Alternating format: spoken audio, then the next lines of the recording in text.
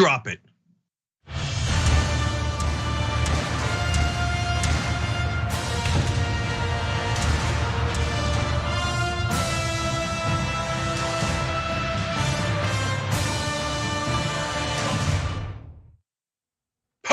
Power panel. Cenk Uygur, John Idol, the host of the Damage Report, the illustrious Damage Report. Ray Vana, host of the illustrious reactions on twitch.tv/TYT. We're gonna have plenty of reactions here. So we got an amazing show for you guys, as always, of course. So we're gonna have nothing but fun / talk about disaster. That's what we do. That's why John's show is called Damage Report. All right, John Irola, take it away. Okay, let's do it. Look, for the audience, I know that this has obviously been a difficult week.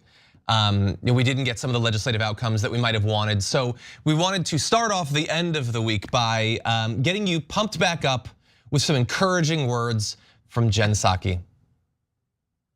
So my advice to everyone out there who's frustrated, sad, angry, pissed off, feel those emotions, go to a kickboxing class, have a margarita, do whatever you need to do this weekend, and then wake up on Monday morning, we gotta keep fighting. And what that means, Lindsay, is we have to keep talking to members about federal legislation. That's essential. That's something that can be permanent, that can make sure people's rights are protected. But we also need to make sure people are educated in states across the country about what their rights are, how they can vote, when they can vote, how to request an absentee ballot. There's a lot we need to do on that front, and that's gonna rely on the energy and the anger of that activism as well. Okay, so I was a little bit trolling in the beginning there. So that is Jen Psaki reacting to, of course, the fact that the voting rights legislation has failed because any hope of the filibuster being reformed, and that word can mean so much. The actual voting threshold being permanently reduced would be a reform, but we could even be talking about something as simple as making them actually filibuster when they filibuster. None of that is going to happen. As a result, voting rights is done. The Build Back Better is gonna be carved up into a bunch of different pieces. Every one of those pieces will also be filibustered. So that is a massive failure for the Democratic Party, a massive failure for Joe Biden. And we're capping off the week with Jen Psaki appearing to make it all about us. We need to go out there and do something. We need to put more pressure. We need to organize and be active and deliver the House and the Senate and the presidency of the Democrats over the course of 2 elections? I feel like we already did that, actually. I feel like maybe she could spend a little bit less time talking to the press, which admittedly is her job, but she certainly has Joe Biden's phone number. I feel like she could ring him up and get him to be a part of this process too. So I think that short clip is telling in a lot of ways. First, it's their mindset. Who the hell's going kickboxing and knocking back margaritas? Now, the correct answer is everyone Jen Psaki knows. So in that elite class, they think like, ooh, I gotta unwind a little bit and do some kickboxing. Maybe go out on the boat this weekend. Luckily the Volvo's in great shape and that'll keep me safe. I mean, come on, man. Like, look, yesterday we did a story about how the median family income, according to the Social Security Administration in America, is around $34,000. Those folks don't have time to go kickboxing and have margaritas because they got to go to their second job. So just wake up to the reality of the planet. You're supposed to represent all of us, but everyone in those elite circles thinks the same way.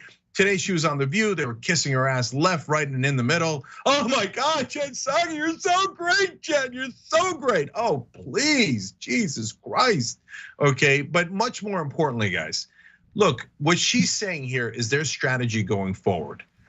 And you saw Paul Begala say it, we covered that as well. Since they realize, with the filibuster intact, we're literally going to get nothing else done. And our administration is over. What we're gonna shift our focus to is taking your anger over our incompetence and failures and saying, harness that to vote for us more. Oh my God, that's your loser strategy? And the answer is a resounding yes. That is what you will hear in the upcoming weeks and months and years as Democrats try the worst political strategy of my lifetime, blaming the voters. Yeah, and to what you were saying, Cenk, about her being elite, I saw someone on Twitter today call her the final boss of the coastal elites. And I think this video is like very the epitome of why, excuse me, that she is that. And I do want to say, I think she gets a lot of unfair criticism that is sexist from the right. But I think that her and the administration use that as a shield from the fair criticism that she's getting from the left, because her job is to communicate on behalf of the administration, but it's just gaffe after gaffe. She can't go speak publicly without saying something ridiculous. I mean, my New Year's resolution was to kickbox more. I've been kickboxing from this very room every day of for the past 2 weeks. Shockingly, I'm still mad about us not passing voting rights legislation.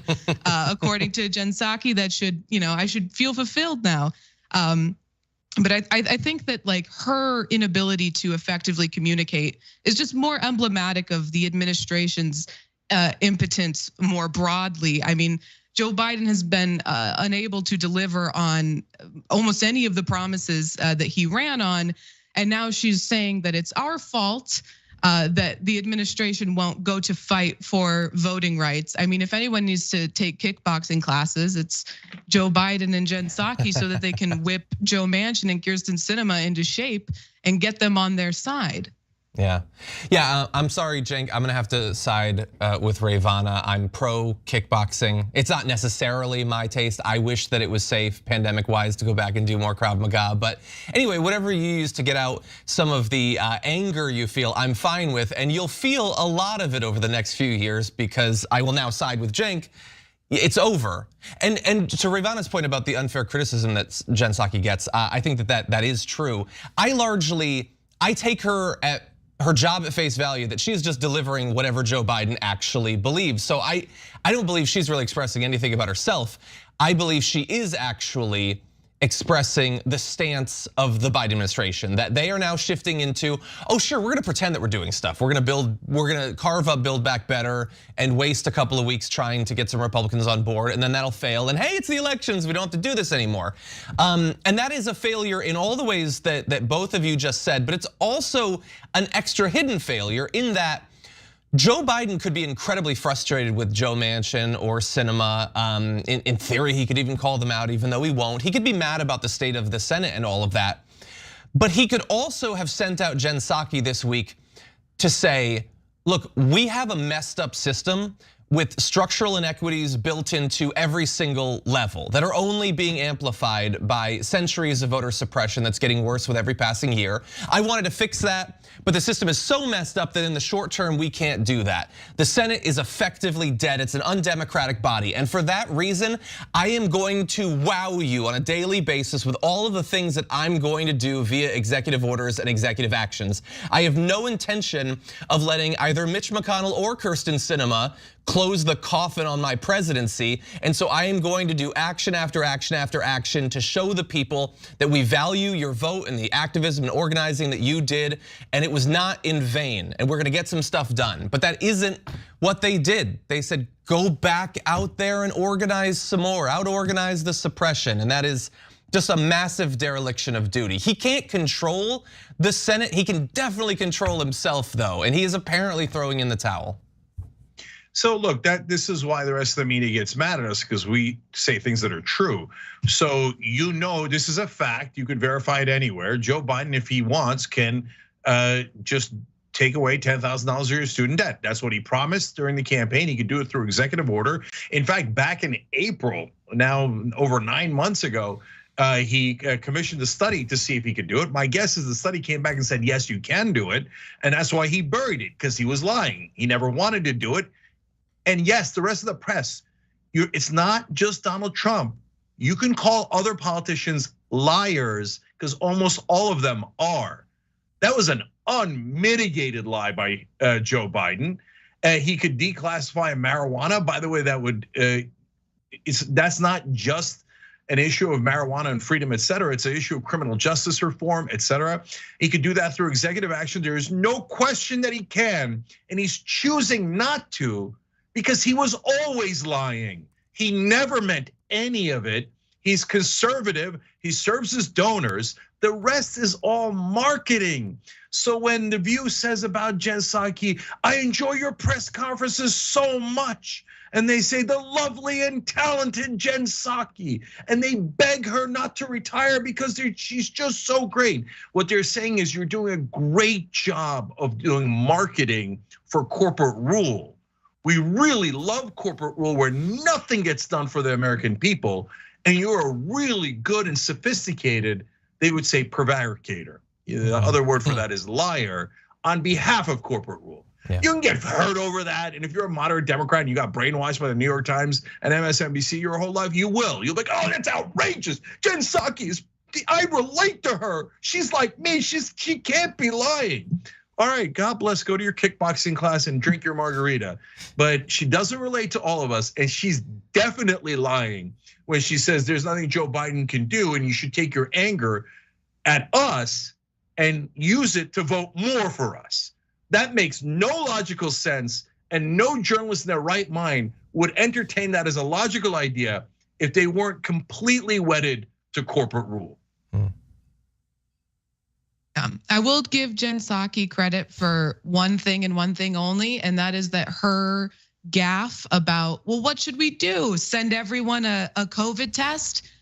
Kind of pigeonholed the administration into having to send people free COVID tests, because I think without that public outrage at her ridiculous statement, maybe we wouldn't be getting those. And the ones we're getting are still not enough, and the restrictions on them are still far too arbitrary and ridiculous. But I mean, at least in that moment, her misstep got us something good. That's true. Well, that first video we showed you was frustrating. We've got a little bit more where that came from. There's a video of Joe Biden from this week that I have to show you because I think it says a lot about Joe Biden that will not surprise you, but has a lesson in it that goes way beyond Joe Biden or the White House. Let's take a look at this. Crickets, yeah, crickets. They had no answer. I did not anticipate that there'd be such a stalwart effort to make sure that the most important thing was that President Biden didn't get anything done. Think about this. What are Republicans for? What are they for? Name me one thing they're for. Now, there's a bit at the end of that makes some sense. Republicans are generally not for much except maintaining the status quo that has benefited so many wealthy people. But in the middle of that, and this video I really chose for Cenk, Biden served under Obama as his VP for 8 years. And he was told by every progressive in the country during the 2020 election, during the primary season, they don't love you, they're not gonna love you. Doesn't matter how many times you reach out and try to work with them or be bipartisan or be nice to them or not call them out. They want you to be destroyed and they do not want you to accomplish anything. And neither the 8 years under Obama or they have not hidden this. Mitch McConnell is not shy about wanting to be the grim reaper of legislation. And a year into his administration, he says he's shocked that they want him to fail. And that's frustrating, obviously, because I don't understand how a person can have missed that lesson. But I find far more frustrating that we have continually tried to make a point during primaries that you have to advocate for your base. Make the promises, sure, but then fight to accomplish the goals you said you would, not waste time trying to reach across the aisle when there's no chance of it succeeding. And we were told that that was stupid. We're not being realistic, we're not being pragmatic. You need to be moderate, you need to be bipartisan or whatever. And he has fallen into the exact same trap that Obama did. And in 2024, when it's Buttigieg or Harris or whoever, they're gonna make the same claims about being the one who can unify us and the one who can reach across and get Republicans to work with us. And the media is gonna lap it up once again. I can feel that in my bones already. Look, guys, there's one piece of good news from that video, which is that it's no longer just progressives. Every moderate Democratic voter knows, no, of course the Republicans aren't gonna work with you. That's absurd. There isn't a single Democratic voter in the country that's stupid. It doesn't matter how much brainwashing the mainstream media has done. No one believes the Republicans were looking forward to working with Joe Biden honestly and in principle. The only people who believe that are Joe Biden and the National Press Corps. So look, the National Press Corps has tons of issues with their corruption and their groupthink, and they don't even understand that they're not really reporters, they're just in marketing. But for Joe Biden, there's no excuse, and everybody knows it. I mean, if he truly believes that, he's a world-class schmuck. I don't care who gets offended in DC, every one of you knows that. You really thought all of a sudden Mitch McConnell's heart was gonna warm and that the Republicans are gonna work with you on voting rights? On voting rights, when there's 33 bills across the country taking away voting rights.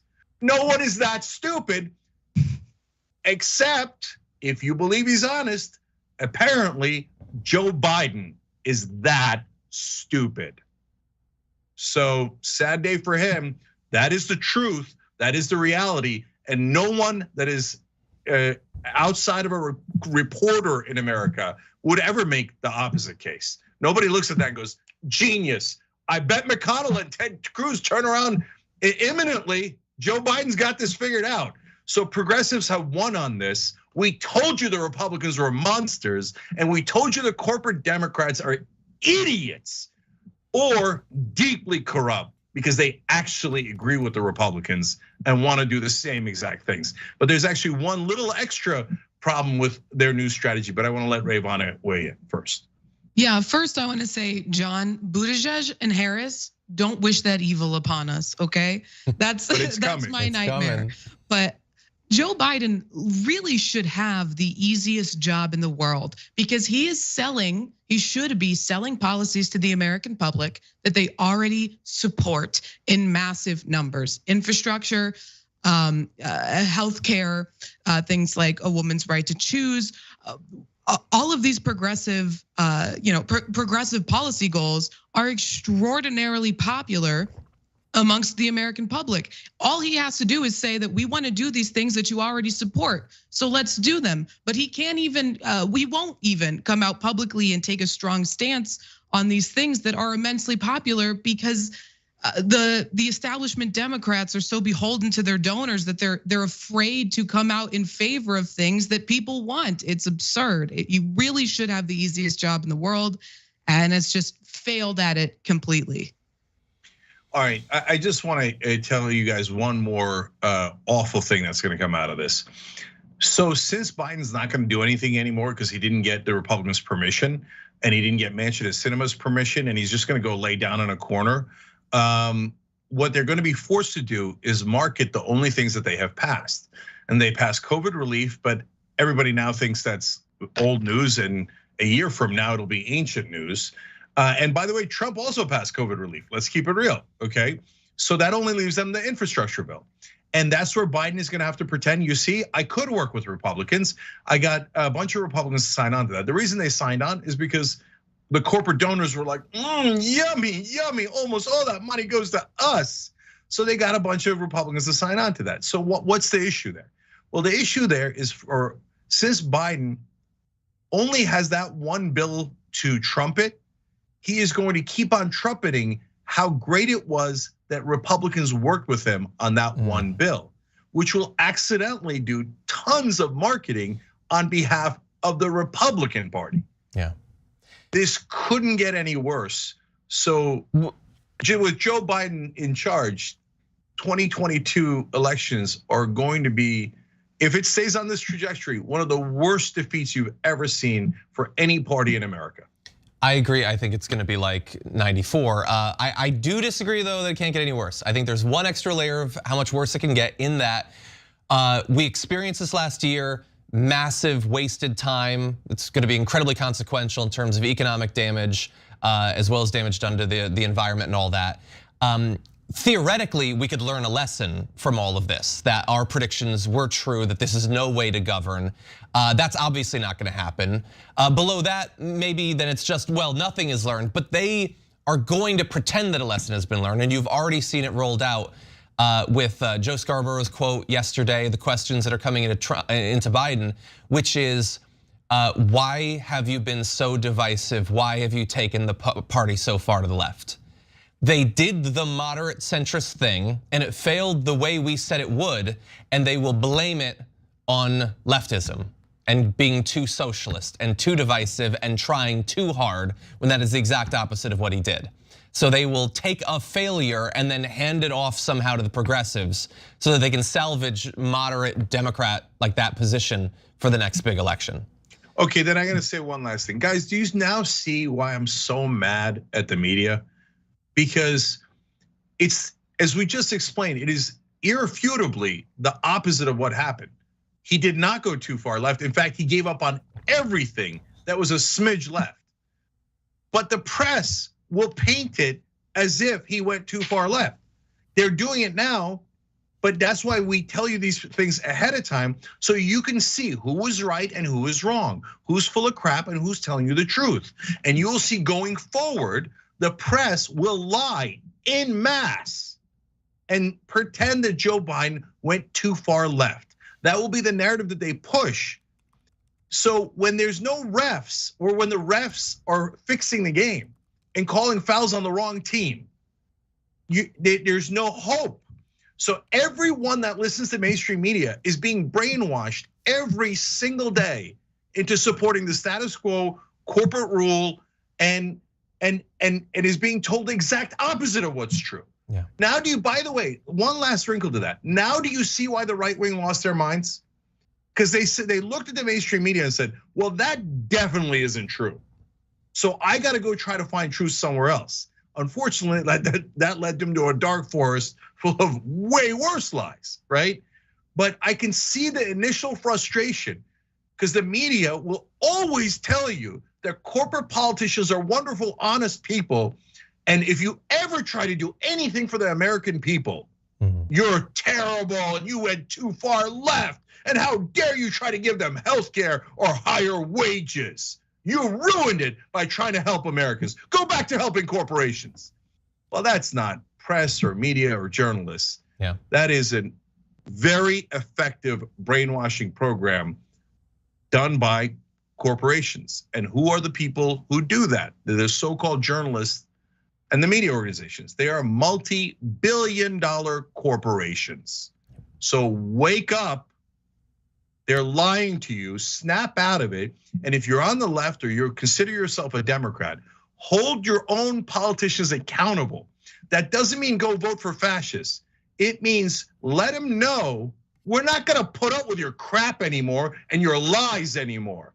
And by God, vote in primaries. For God's sake, vote. If you're angry, the one thing I'll agree with Jen Psaki on is funnel that anger into voting, but voting against them. But not in the general election when you hand it to Mussolini. Do it in the primary, get their corrupt asses out of there, put in uncorrupted progressives who don't take corporate PAC money and who don't serve corporations as their masters.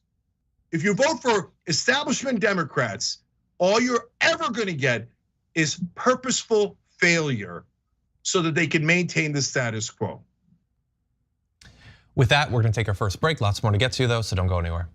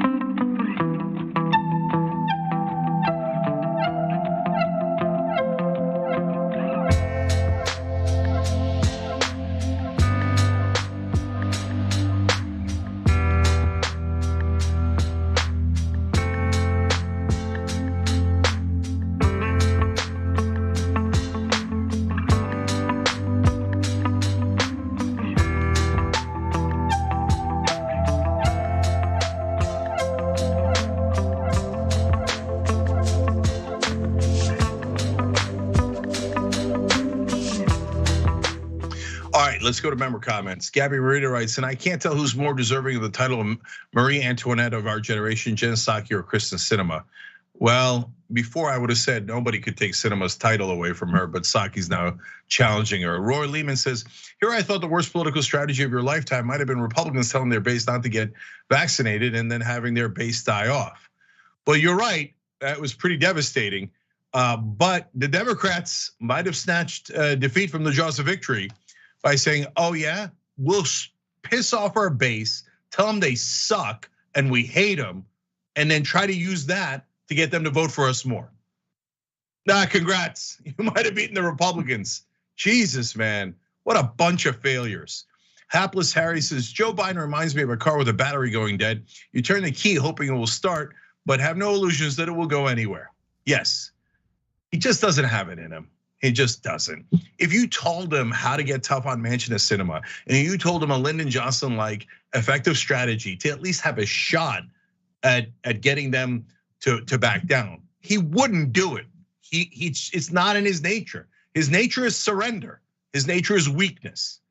So there's no way he's gonna do it. I would love to have him prove me wrong, but I got it at about 0.5% chance. So we're all screwed. Rebel Dragon says, Ravana loving the pearls. There was fire and clap emojis as well, just so that you're clear. Now, we got new YouTube member comments that I can read now. Juan Abrams 25, a YouTube member, said apparently they forgot when she mocked a reporter for suggesting free tests, and after a few weeks the government announced free tests. Everything she mocks ends up being done or right. And of course, the things that are most correct are the ones they will are least likely to do, and the ones that the press will never press them on. Okay, Moondragon on Super Chat says, I like what John said Biden should be saying. John should be the press secretary. Yeah, by the way, that's the other thing. Put any one of us, me, Nina Turner, Rashad, John, it doesn't matter. Put Hannah in there, see what happens, okay? And we will eviscerate Manchin and Sinema until they get to a point where they say, okay, I'm gonna become Republicans. All right, then at least you've protected the Democratic Party's image, that you're not with those jerks, those people who screwed you over, those failures, those corrupt people, or they bend to your will. And either way, you're gonna have a better chance of winning. Instead, they're gonna go, oh, love Manchin and Sinema, and they're gonna own their failures because they're losers. But there's no way in the world they would ever hire a strong progressive. They hate us 10 times more than they hate Republicans. Izzy Sanchez said, Psaki's response just shows that the Dem PR campaign is just as disconnected as ever. And I am out of time. All right, tyt.com/join or hit the join button below on YouTube to join up.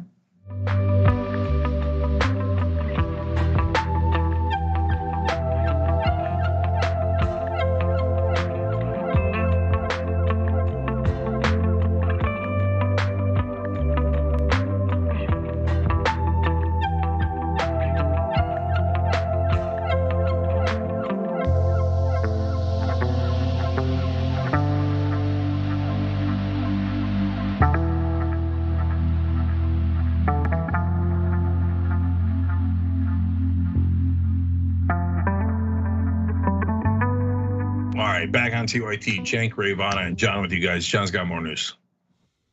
The Supreme Court, as it stands right now, is a disaster for a lot of reasons that you're probably familiar with. First of all, the conservatives have a 6-3 majority right now that's gonna last an incredibly long time, and for probably decades into the future is going to be positioned to undo progressive gains if we ever actually get in a position to have some of them.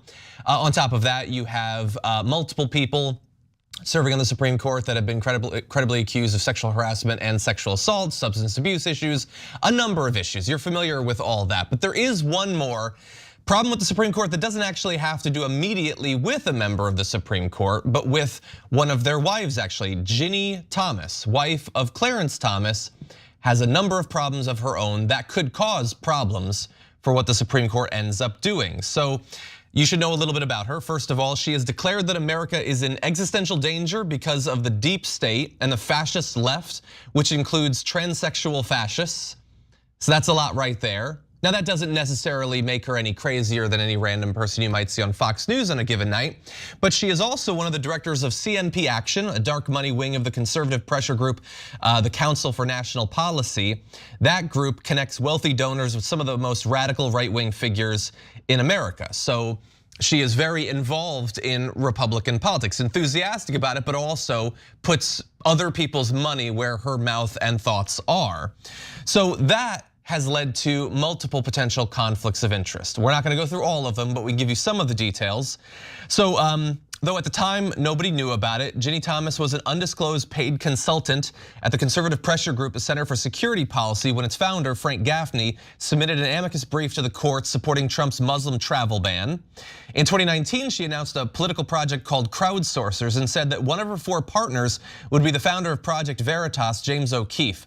Project Veritas tried to embarrass progressives by making secret videos of them, and last year petitioned the court to enjoin Massachusetts from enforcing a state law that bans the surreptitious taping of public officials. Now, in addition to those where clearly there were potential causes of a conflict of interest for her that could transfer over to Clarence Thomas, we also have the possibility that in the future, the Supreme Court could rule on a number of different issues or cases involving January 6th. And her ties to January 6th, her position on it, should be very worrisome. In a post on January 6th, she linked to a news item about the protest at the Capitol, writing, quote, "Love MAGA people." Her next status update said, "God bless each of you standing up or praying." 2 days after the insurrection, she added a disclaimer noting that she'd written the post before violence in the US Capitol. And surely she's changed her mind about the entire movement and endeavor because of what she saw. Anyway, there is more to this, but I wanted to get your thoughts about Ginni Thomas potentially talking with Clarence Thomas, who we know recently hasn't recused himself in cases having to do with Trump and January 6th, that arguably a case could be made he should be forced to. Yeah. So look, let's dispense with the obvious. She and Clarence Thomas are lunatics, transsexual fascists. What the hell is that?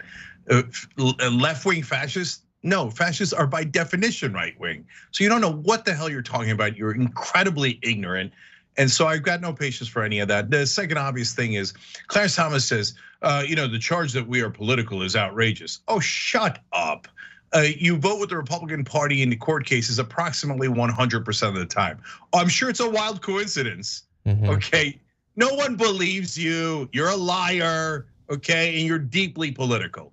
Okay, now, second thing that is important here in this story is, look, they hate us. And so we're supposed to smile and get beyond it. She's in favor of the Muslim ban. She would have banned my family from coming here. She hates me. But if, by the way, if I say I hate Ginni Thomas back, everybody will be outraged. What, how dare you? She's one of the elites. Of course she's allowed to say you shouldn't exist, you shouldn't be in this country. And she's allowed to say that transsexuals shouldn't exist and completely invalidate their identity. Well, okay, you hate us, Ginni Thomas, I hate you. If you're gonna be outraged by that, I welcome your tears. I'll collect them and drink them. I don't care about you. You hate us and you wanna make that part of America and put that poison in our system. And now you planted a Supreme Court justice who pushes out that hate 24/7 in his decisions. So I got no interest in you. But now let's talk about the biggest problem here. Guys, she's working for right-wing organizations. They're funneling money to the Thomas family. Oh, look at this. We happen to find a really good activist on our side, and we're giving her a ton of money. Oh, I guess her husband's a Supreme Court justice. We didn't notice. That's not bribery either. Sure it isn't. Yeah, I'll say Ginni Thomas has every right in her individual capacity to practice her free speech, to believe what she believes, to be involved in the activism that she does, no matter how heinous and disgusting it is, and to sit on the board of whatever organizations it is that she wants to sit on the board of. However, that creates a conflict of interest for her husband, Clarence Thomas, which he should be disclosing, particularly when it comes to the Muslim ban. It passed on very shaky legal grounds. Most legal scholars, I mean, my constitutional law professor harped on this repeatedly last semester, that it was very sus how this passed as far as the legal justification for it goes. It seemed ridiculous. So if she is whispering in his ear at night, hey, I hate brown people, don't let them into this country, that is objectively a conflict of interest for him, especially if she's working with organizations that were publicly opposing allowing people from these majority Muslim countries to enter the United States, especially if she was getting money from organizations that were, holding that position. It absolutely poses a ethical issue for him as a Supreme Court justice to sit on the bench and hear these cases. And the fact that he doesn't see that same issue is very, very concerning. One quick thing on that. Rayvon is so right that it's absurd. Look, you could have any job, Ginni Thomas can have any job she wants, okay? But if she's getting paid to push policy positions and Clarence Thomas is benefiting from that money that is going directly into his pocket, of course he can't rule on those cases. If people are paying him to hate Muslims and to ban them from the country, they're literally paying his family to do that. He can't then rule on a case where you ban Muslims. It's the most obvious thing in the world. The only people who wouldn't acknowledge that are the people who enjoy corruption. Exactly, yeah, want to benefit from it. Okay, with that, let's move on to other news. Let's talk about a couple in Tennessee. This is Elizabeth and Gabriel Rutten-Ram.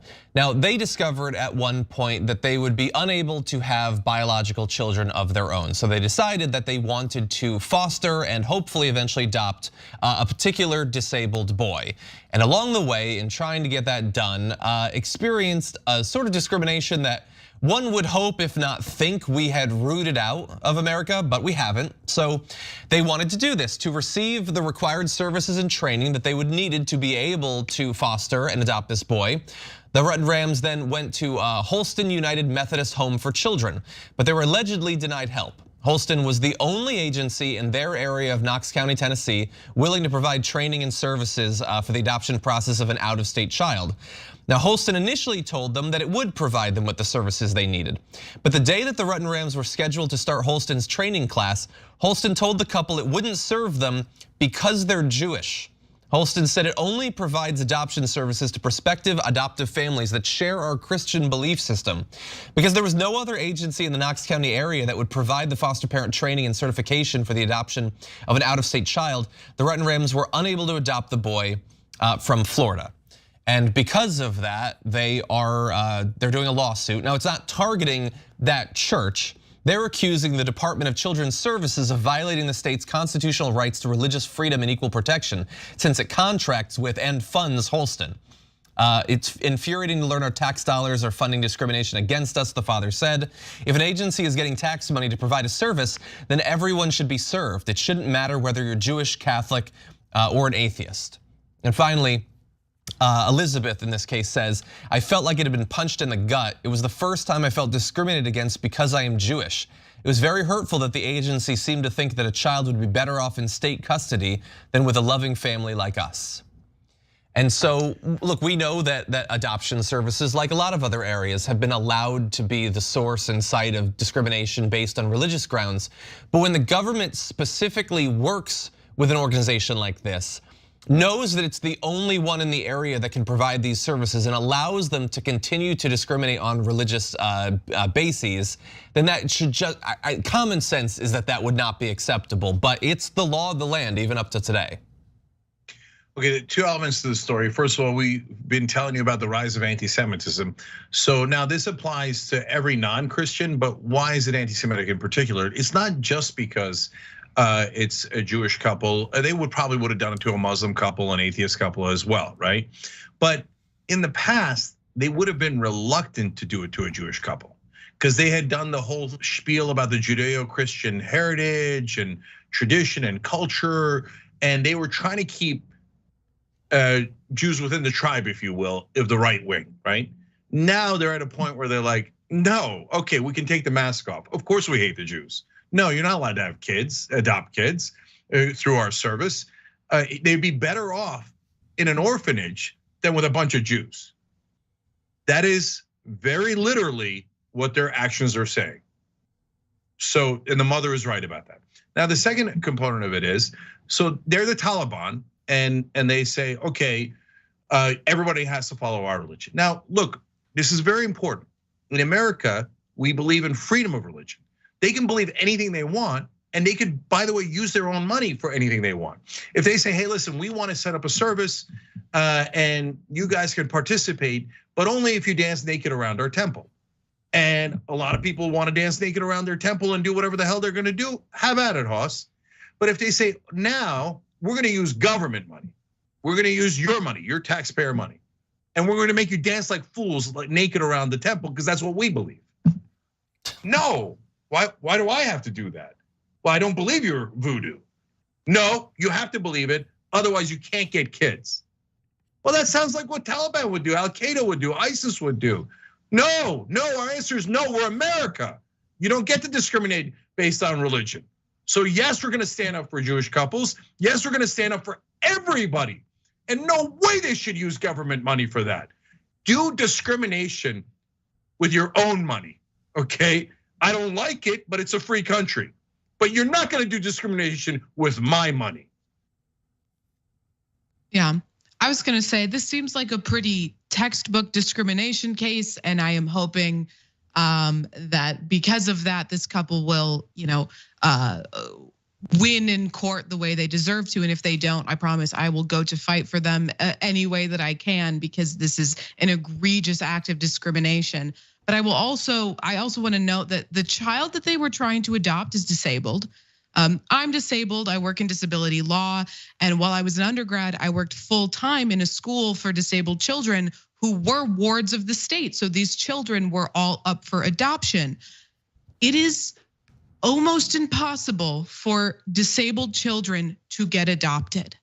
It is very difficult. We live in a very ableist society, and it sucks, but that's the world we live in. And those children who are wards of the state or are in these, sort of, adoption centers are not getting the resources they need. They are not getting the accommodations that they are legally owed, and it's horrific. Having a family that wants them and loves them will give these children, so much more access to resources that is necessary for them and give them a leg up in a world that is fighting against them.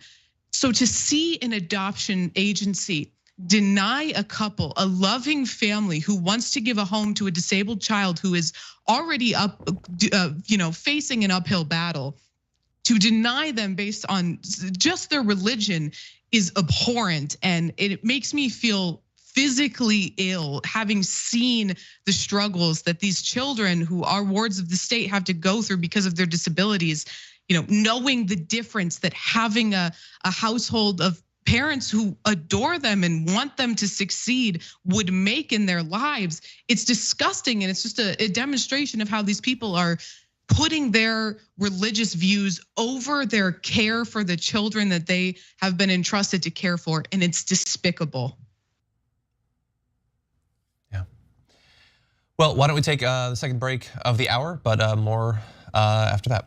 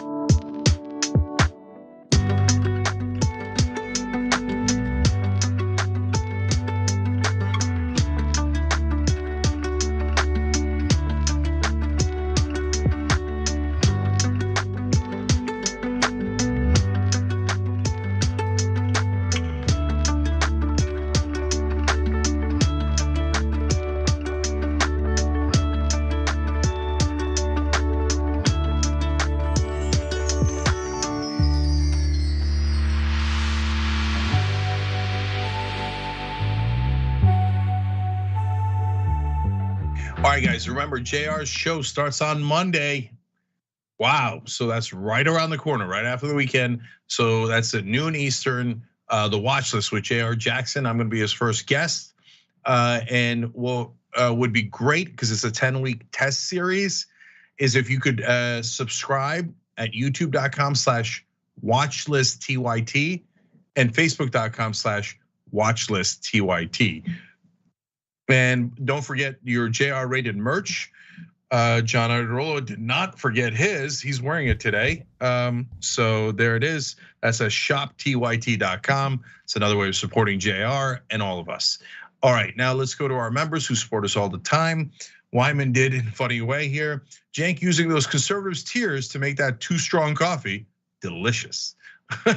Here. In fact, you won't be surprised to find out I've got one right here. Okay, these are, by the way, handmade collector items made by a progressive woman in America. These mugs, and Too Strong Coffee itself is organic, fair trade, gives money to progressive causes. So yes, we do collect conservative tears.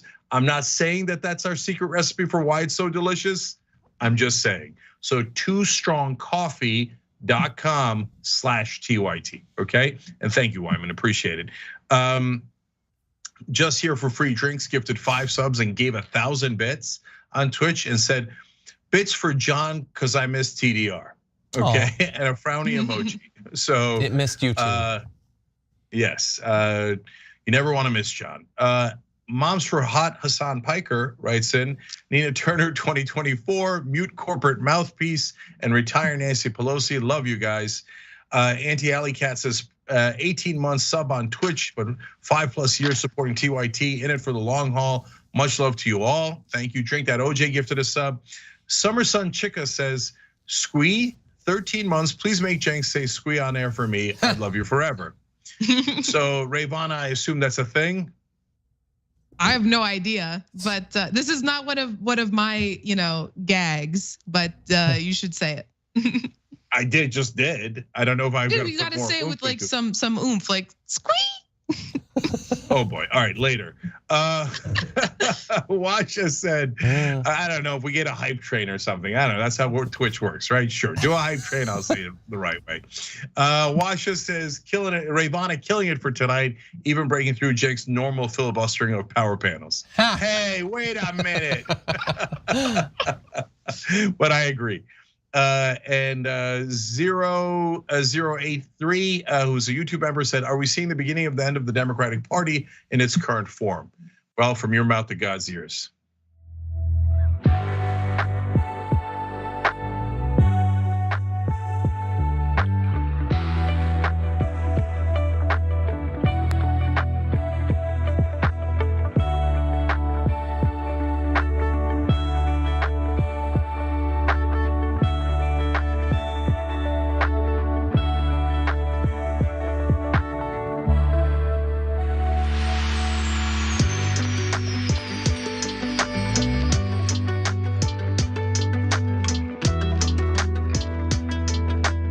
Back on TYT, Jank, Rayvana, and John with you guys. John's got the news. Man, this video's gonna be rough. A couple went on a racist rant on the Long Island Railroad, and unfortunately for them, were recorded doing so, and as a result are experiencing some repercussions. We'll get to those in just a minute, but first, here is a little bit of the interaction. Look straight right now, look straight. You have no right here. Look straight. Oh, shit. Look straight, because I'm gonna get arrested tonight right now. Look straight. Don't look at me. Don't look at me. I'm gonna get arrested tonight. Don't fucking look at me. You're gonna get arrested. Don't look at me. Relax, Chief. You're gonna get arrested. Don't look at me. Okay, so there you have 2 different couples. So first of all, the immigrant family that was the target of the rant was Liz Edelkind, one member of it, said that she was taking the Long Island Railroad with her husband, son, and 2 other adults to a Knicks game. While looking for a group of seats on the train, Justin Lickerman and Kristen DeGassaro began to verbally attack them due to Edelkind's darker complexion and accent. The couple criticized the group for being immigrants and said they didn't belong in the US. So they were recorded doing so, going on that rant. And it turns out that not long after, apparently the 2 have been fired from their former jobs at Empire Toyota in Huntington. And I actually found that pretty shocking, both for how fast the turnaround was on that and the fact that people took it seriously, that they were being provocative and threatening. We'll have more details on the response from the family, but to see consequences dealt out so quickly, I certainly don't expect that based on most of the political news that we follow. Yeah, so look, there's a couple elements to this story too. First of all, look at what people are thinking. So if you're a minority, you already know what you got to deal with. If you're an immigrant, you've experienced that plenty of times. You know exactly how often that happens. But if you're white, you might not know. That's the stuff we have to put up with all the time. And so they always like, oh, it's my country. Is it? Is it? Okay, oh, we have to protect it from foreigners like you. I got news for you. I guarantee you, your parents, when they first came here, were attacked as foreigners taking over the country. And they did. And now it's their country. And we're gonna do the same thing. You know why? Because America is not about a nationality or race or religion. It's about an idea. Now, if you don't like that idea that we're all equal and that we could all be Americans and we could all be citizens together with the same exact rights, well, then move. I'm serious. Move to a country that shares your point of view. The top example I can think of, but there are many, is Saudi Arabia. They think if you're not a Saudi, you're inferior. And so they treat foreigners like dirt. And they say, you must abide by our religion, not your religion. And we are the superior race. That guy would be perfect at Saudi Arabia. I'll buy you the ticket. Get out, because you don't believe in the idea of America. So just let's call them what they are, because the right wing has been babied in this country for so long. Oh, they're poor, sensitive, racist feelings. Well, I don't share that same feeling at all. I'm tired of getting bullied. I'm tired of those poor people getting bullied. He threw a beer at them because they looked darker than he did. I'm so glad he was fired. You want that guy dealing with people with different complexions than him? He hates them. God knows what he's gonna do to them. If he's willing to throw his beer on him, you think that, at the dealerships or any other jobs, they got like popcorn and drinks sometimes, etc. Maybe he spits in it because he's a monster. He's a piece of crap. So I'm thrilled that he was fired. Yeah, there's also just something deeply ironic about saying, get out of my country or off my land, as many people who are racist will say. Like many white people, you're not indigenous. You have no right to this land or to this country. It's not yours. You are literally living on stolen land. So where do you get off telling someone else that they have absolutely no right to be here? It's grotesque. I will also say he repeatedly said, I'm gonna get arrested today. He never for one moment actually thought that he was going to get arrested for doing that. If he actually thought he was going to get arrested for doing it, he wouldn't have said anything. He wouldn't have done it, but he felt very entitled. And the reason that he said that was because he knew it was wrong. But he also because he knew that as a white person, it was very unlikely that he would see consequences for his own actions. And thank God that he did, because he absolutely deserved to be fired. They absolutely deserved to be arrested. It was disgusting what they did. But too often these things happen and nothing happens to them. They get off because they are white or white and upper middle class or whatever it is. And they never face those consequences, and they never actually see, any harm to them as the result of the harm that they're causing to other people, and it's horrifying. And we need more people to be held accountable for their racist actions. Yeah, and he turned out to be right. In addition to losing his job, they've been arrested, charged with aggravated harassment and endangering the welfare of a child. Charges were brought in conjunction with the hate crimes unit. Sort of makes sense. Yeah, to Ravana's point, I bought a shirt over a decade ago that had a bunch of famous Native American warriors like Geronimo and Sitting Bull, and it said the original Department of Homeland Security. And so anyone who isn't Native American who talks about how it's their country is full of crap, and by their own logic should be thrown out of the country immediately. Where was your goddamn papers? The people who landed on the Mayfair, right? Did they bring papers with them? Who gave them permission? Nobody. Get the hell out. If you're so proud, all my family traces their roots back to the Mayfair. Oh, that means they're, by your logic, illegal aliens. They didn't have any documents. Get out, get out, get out. By your logic, the only people that should remain are Native Americans. Do you agree? You want to give your house to a Native American right now? You want to give all your property to a Native American and leave? Then shut up. And by the way, I'm so glad they were also arrested, because if you don't, you'll have lawlessness. You throw a beer at a guy or a woman and their kid is there, and the law doesn't do something, we're gonna have chaos, because eventually the other guys are gonna throw things back, and then it's gonna be mayhem. Exactly. Well, we've got physical chaos and mayhem. Let's go to mental chaos and mayhem with this next video. So, it's, you keep banging your head against the wall. Why would you expect a different result? So we would have had the wall completed in 3 weeks. It was largely completed.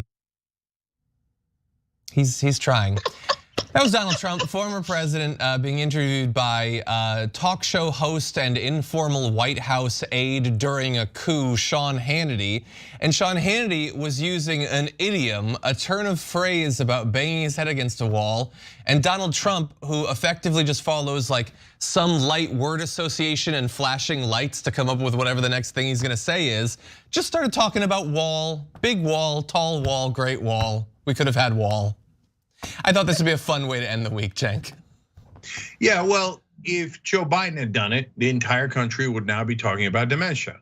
So, take your pick. Does Donald Trump have dementia, or has he just always been painfully stupid? But you can't say that Joe Biden's got mental health issues and not notice the elephant in the room, the big giant orange elephant in the room, who's a lunatic and has always said absurd things, which, by the way, there's more of in this interview. I'm sorry, I just love this because we've all been in a phone call where we were sort of tuned out and they say something and we're like, oh yeah, that. And they're like, wall. And he's like, yeah, I would have built that. I would have done that. It's just it's very funny because it's so insulting to Hannity. It's like, he's not listening to you and he doesn't care what you're saying. But he doesn't care what anybody's saying. I don't know that he's ever listened to a single person in his life. He's such he's a textbook narcissist, like maximum narcissist. And those type of people, they never listen in a conversation. They just can't wait to talk again. Yeah. But John, I'm listening to you. Thank you, I appreciate that. Sean Hannity has been so loyal to him, so supportive, and you're being interviewed live on TV and he's not paying attention. I think that Rayvon is right. I think that he is definitely stupid and his brain is addled like scrambled eggs. But I think in this case, he was tuning him out. He wasn't paying attention to him, and that doesn't reflect well on Trump. But man, it makes Hannity look like a fool. But anyway, as you alluded to, there is more in this. So you know what? We don't have much time. Why don't we skip ahead to the third video, the first of two videos of Trump going off on one of his favorite topics. Bearing in mind, he's not president anymore. We're so far away from when he had any effect on the policy involving the things that he's about to rant about. And if you could start that up again and stop with all of the windmills all over the place that are ruining the atmosphere. You look at what's happening to these beautiful prairies and plains and these gorgeous areas of our country where they have these rusting hulks put up all over the place that are noisy, they're killing the birds. I mean, I don't get the environmentalist, and it's a very expensive form, probably the most expensive form of energy. Now, there are a lot of absurd claims that Trump has frequently made about turbines and about wind energy, that it's ugly, which is certainly a matter of taste. I don't think they are, I know others do. That it's the most expensive, that is certainly straining credulity. But he started off by saying that it's ruining the atmosphere. Does he mean like the ambiance? Because it's very specifically not ruining the atmosphere. Yeah, so look, I want to go to an old clip of him on windmills to give you a sense of what a lunatic this guy is. And then I'll explain why he's actually against windmills. If you have a windmill anywhere near your house, congratulations. Your house just went down 75% in value. And they say the noise causes cancer. You told me that one, okay? You know, the thing makes it so. The wind noise causes cancer. And he illustrated that by going, wow, wow. And it makes me wonder if people at that get together got cancer. Because he said, wow, wow. Oh God, my head. And Cenk, I think you just gave me cancer. Oh no. Yeah. The impersonation was too good. Yeah. No, that blithering moron is the leader of like 80 million people in this country. They look at him and they go, oh, nailed it. Wow, wow. I don't want to get cancer from that. Okay, now you want to know why he's actually against windmills? Because they put up windmills next to a golf course that he had. And he thought it lowered the value of the golf course, and he was irate over it. So he's been doing the rantings of a lunatic mind ever since about how wind noise creates cancer and every other kind of fabricated insanity that slips from his tiny little mind. Yeah. I was telling John this before the show, but when I was watching this, so I live in Illinois. I went to University of Illinois, Urbana-Champaign for college. So I used to have to drive in the middle of cornfields to get to school, back and forth from home in Chicago to school. And so there's quite a few of these windmills, and just there, I know the conservative arguments against them, right? And it's the birds. So I was watching the Trump clip and I was like, talk about the birds, talk about the birds, because they always need to talk about how sometimes birds fly into the windmills and they die. It's not like a ridiculously significant amount that it's having, you know, an impact on the environment adverse to the positive impact on the environment that the wind turbines have as far as our energy consumption goes. But it's always, to me, the most ridiculous argument against the windmills. But that was before I had heard Trump say that they are bad for the atmosphere. And I would love for him to just elaborate on that for like 5 minutes. I would pay money to hear him try to elaborate on how it's bad for the atmosphere. Yeah, look, last thing on this, guys, and I do want to go back and play that second clip for a reason. So we're honest. So is Joe Biden too old? Yes, we told you that in the primary, and we're telling you that now, okay? We're consistent on it, we're honest, and now you all see it. There's a poll out recently that shows huge percentage of Americans see that, right? So, but be even-handed. So the Democrats will pretend that Joe Biden's perfectly fine and that Trump's got problems. The Republicans will pretend that Joe Biden's got problems and that Trump is in great shape. Oh, come on. I mean, look at the fool. So that's why I want to go back and play the second clip here. They go back to talking about Biden's so-called dementia. Now, then the issue of the dementia test that Trump took comes up. He took a test on whether he has dementia. Keep that in mind as you watch this clip. Do you believe he's struggling cognitively? Because that question was raised about you, and I've been around you long enough to know that that's not a problem for you at all. Well, I went and took a test, and as Dr. Ronnie Jackson, who's great guy, now he's a congressman, and they love him in Texas, but he said he aced it, and I don't think he ever saw anyone ace it. Now, look, Ronnie Jackson is a hilarious lunatic who is a sweaty tooth madman.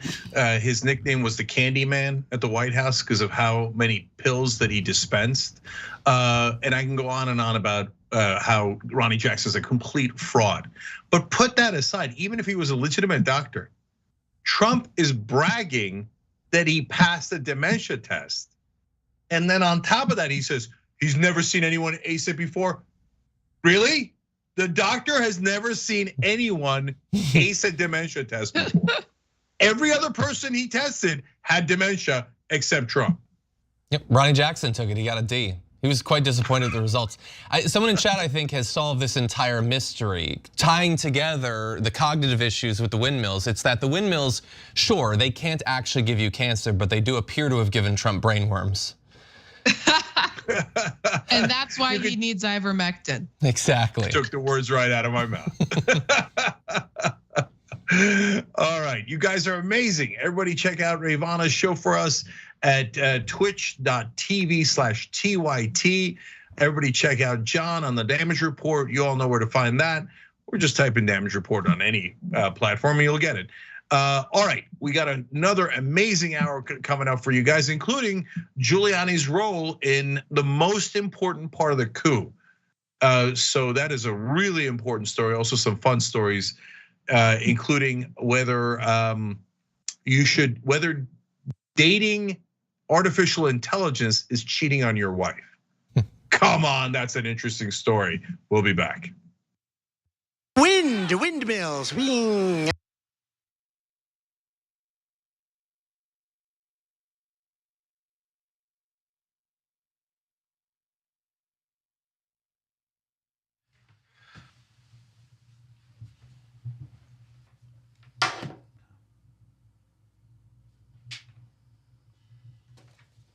Welcome to the Damage Report. I'm John Idarola. This is gonna be a big one. Meanwhile, in the Arctic, you know where this is going. You watch the Damage Report, the Arctic's on fire. Obviously, why would we be talking about the Arctic except to tell you that it's melting once again? The Republicans aren't that interested in it. I wonder why. Lift out of poverty up to 3.7 million people, including an estimated 1.3 million children.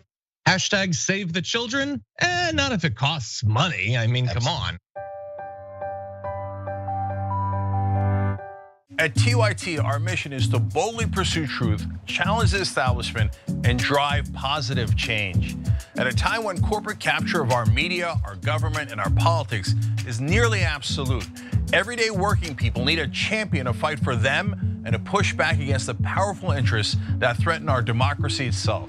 At TYT, we're proudly progressive and call out corruption and duplicity wherever we see it, from Republicans, Democrats, or anyone else.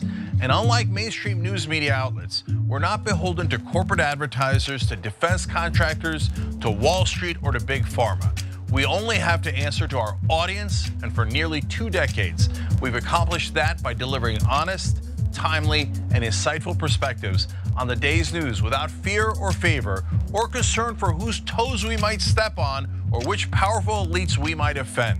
And while we're super serious about the news, we also manage to do it in a way that is fun and lighthearted. We can do this together and serve our audience, and yes, have fun doing it.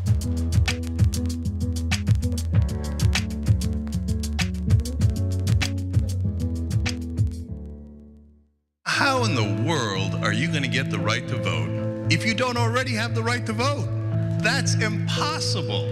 The reason they tell you things are impossible is because they don't want you to try. It only took 7 years for that to get an amendment to get a right to vote. Does this result in millions upon millions of Americans losing their coverage? And we've been waiting to find out, and now we know, yes, it will cut millions. Public education was supposed to be the way to equalize everyone regardless of their socioeconomic status. But if you come from a family that's poor, how are you going to afford grade school for your kids? This fight is about fairness and morality. It's about the American values. You think that black people all across the country, in every city, were all lying when they said the police abuse and the police kill us when they should? No, of course they weren't lying. Yes, it does happen. Yes, they do get targeted more. Why are we going to put immigrants in prison for 5 years, which American taxpayers have to pay for, if we're so concerned with immigrants using up our so-called resources? We're gonna do both. We're gonna fight Trump and we're gonna fight the establishment. It's not that hard. Yes, you can do both at the same time. Go tell them.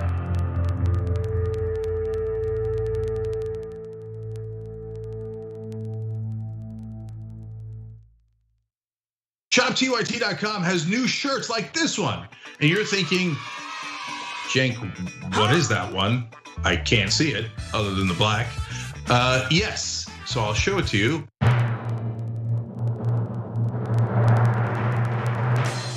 if you can read this, you're not practicing social distancing. Yes! Now, you were practicing social distancing. This is over video. But overall, you get it. ShopTYT.com.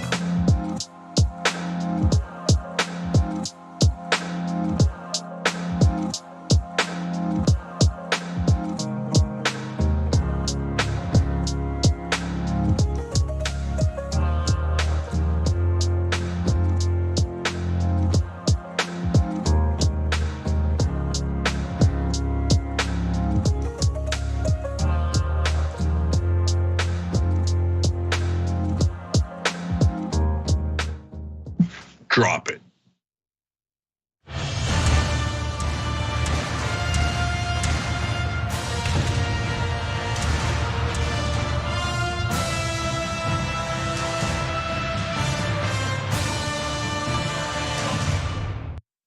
All right, I love this power panel. Cenk Uygur, Adrian Lawrence, host of TYT's Overruled, and Bridget Todd, communications director at Ultraviolet. So Bridget, Adrian, great to see you guys.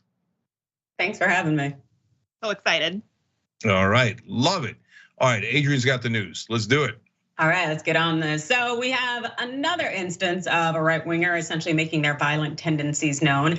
And this time it's out in Virginia, where the new governor has essentially rolled back the mask mandates for schools.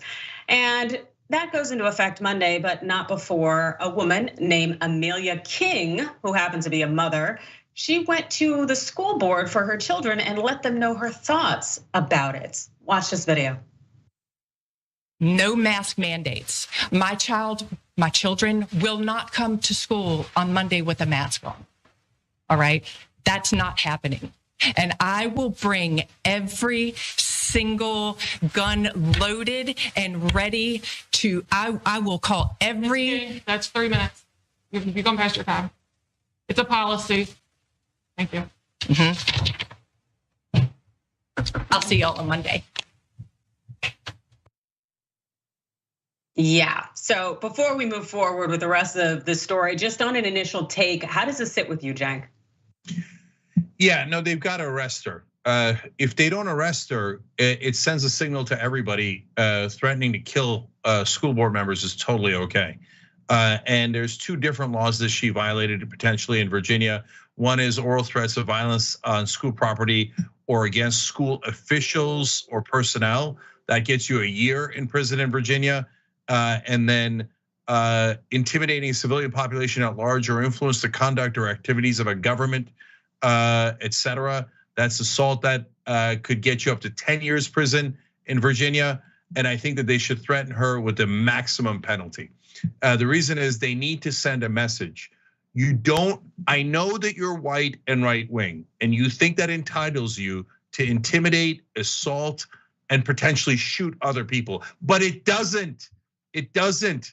We have rule of law in this country. Yes, you have to follow the law like everyone else. And if you threaten to kill them, you're gonna go to prison. And if they don't arrest her, it's gonna be a giant problem. Yes, and Bridget. Yeah, I completely agree. I think that she should be arrested. I think they need to send a signal that this kind of thing is not okay. And I also think it's just a natural consequence of the kind of ways that we've seen schools and school board meetings really become more and more extreme because they've been targeted by extremists on the right. We saw this with the critical race theory debates. I think this is a natural consequence where parents have been told that it's okay to show up at a school board meeting and threaten violence. I absolutely agree. This has no place in a school, and she should be arrested. Yeah, I think it's very interesting, and we will see how this played out. So first of all, after this incident, the superintendent and the school board chair, well, they put out a letter. And so it in part read this: not only do comments such as these go against everything we wish to model for our students, they go against the very nature of how we as a community should interact with each other. Violence and threats are never acceptable or appropriate. This kind of behavior is not tolerated from our students, faculty, staff, nor will it be tolerated by parents or guests of our school division. And the letter goes on. PCPS, which is essentially the school district there, is addressing this issue and is in communication with local law enforcement at each PCPS school today and Monday. There will be an increased police presence with support from the Page County Sheriff's Office. Luray Police Chief Bo Cook is investigating the incident and is in communication with the Commonwealth's attorney, as well as state and federal officials. Now, this woman here, Miss King, Amelia King, what she did after being at the school board and essentially leveraging this threat here is she went ahead and she sent an email to the school. And in her email, she said this: I in no way meant to imply all guns loaded as in actual firearms, but rather all resources I can muster to make sure my children get to attend school without masks. My sincere apologies for my poor choice in words. I'm absolutely mortified. I would never do such a thing. I was only speaking figuratively, as in notifying the press and creating a social media stir. I'm not a dangerous person and I'm not a threat. And today, the Luray Police Department, well, it put out a statement of its own on Facebook regarding Ms. King's statement itself. They said the Luray Police Department takes all threats seriously. However, they must meet Virginia state code and the parameters that are set forth and must be a violation of state code. The statement that was made absolutely caused public alarm. The parent that made the statement realized that and immediately contacted law enforcement to apologize because the statement was not intended the way it was perceived. We have been in contact with the parent who made the statement. She is cooperating with law enforcement. This incident is still under investigation and no arrests have been made at this time. Interestingly enough, as Cenk has observed, these threats against schools, as well as making these threats of violence, is definitely a crime here. And it's so interesting to me to see this police department say we're still investigating the matter, yet essentially saying that her statement wasn't necessarily taken as it should have been or as it was perceived and intended to be. I really don't necessarily know if anything's gonna happen here, but I definitely am not really one to believe Ms. King's remarks that she all of a sudden, was intending something else. I think she spoke exactly what she had intended to do, which is to bring guns to school. And I think that that is her initial thought. And that is very, very disconcerting. Do you guys have any thoughts? Go ahead. Yeah, look, everybody knows this. If it was a Muslim man who said, I'm gonna bring all my guns and they're gonna be loaded and I'll see you on Monday, the police department wouldn't take days and days and days to figure out if he should be arrested. They would have arrested him before he left the building. And everyone knows that. You're telling me a Muslim man's gonna go, you know what, Allahu Akbar, I'm gonna bring my guns on Monday. And they're gonna be fully loaded. There's no way he makes it out of that room without getting arrested. Oh, but it's a white right-winger. So, oh yay, she's so pleasant. Oh, and when the cops talked to her and told her, hey, you know what? This is technically illegal, but obviously we're on your side. She then put out a statement saying, oh, okay, sure, I didn't mean it literally. Look, if you say, hey, I'm gonna fight you, that could mean 1,000 different things. It doesn't have to be a physical fight, it could be a rhetorical fight. I get it, right? But when you say, I'm going to bring weapons and they're going to be loaded, that's not really an analogy, that's quite literal. But hey, arrest her, let's have a trial, and she can make that argument. But if you don't arrest her, what are you saying? Is it okay? And by the way, are you really gonna apply that standard? What if a black man walks in the next day and says, oh, by the way, I don't like your policies, I'm bringing a gun tomorrow and it's gonna be fully loaded? What do you think is gonna happen? I definitely think that he'll end up in handcuffs without question. And you're absolutely right. The fact is also that if she actually did send that email after the fact, what about the people who were listening on the line? What about the people who were scared or the people who all of a sudden got all incensed and they figured, okay, we're doing something come Monday. It's like a lot of the damage had already been done. So her little email in the aftermath that people couldn't see or that people didn't know about, it didn't remove the fear and the reason that they have laws against this behavior. Bridget? Yeah, I completely agree. And I also want to point out the fact that in her statement, she said that she was just using figurative language, trying to cause a social media stir. We've seen time and time again that these, AstroTurf so-called concerned parents groups are riled up by right-wing forces that are very well-funded, and they're in fact incentivized to go out and cause some sort of social media stir so that they can make a big name for themselves and be the next right-wing extremist social media star. So I absolutely believe this woman knew what she was doing and doing it intentionally. I would not be surprised if there was some well-funded AstroTurf faux concerned parents groups who's concerned about masks on kids in schools or anti-vax, something like that. But this is happening time and time again, especially in Virginia. So, none of this is surprising to me. It's not surprising to me that it's happening in Virginia. And I think that if these administration officials want to prevent this kind of thing, they absolutely need to make an example of her. Otherwise, what happens when the next person is like, I'm gonna have an even bigger show at a school board meeting. I'm gonna make an even bigger social media, viral moment at this school board meeting. I think they really, really have to make an example to show people this is not gonna be tolerated. Yeah, and so let me address last two things here. One is, to Bridget's point, we covered a story before, and Daily Poster broke the story. Great job that they did, showing that the Koch brothers are funding all these organizations that are pushing the parents to do this. Why? They want everybody back in the schools so the parents can go back to work. And why do those Koch industries in particular care about that? They're in the oil business. People weren't driving enough during the lockdowns. And so it was costing them money. So they decided, who cares mass vaccines or not? Who cares how many people are gonna die? Let's incept into the right-wing mind that mass and vaccines are terrible, so they could just go back to work, go back to the schools and keep driving so we make more money. And it worked on these fools. But I'm gonna say one last thing. They're allowed to be fools. It's a free country. So the distinction between freedom of speech is she can go there and say, you know what? I don't think you should teach critical race theory because I think blacks are inferior. I don't think slavery happened, or if it did happen, they deserved it. She can say all of those things, okay? But she can't say, and then I'm gonna bring a gun and I'm gonna take your life. She can't, there's a thing you can't say when you violate the law, when you endanger other human beings. You're allowed to be a lunatic. You're not allowed to be a dangerous and violent lunatic, potentially causing harm to others. That's right, sounds absolutely right to me. And we're gonna go ahead and take a break now, I believe, and we'll be back shortly.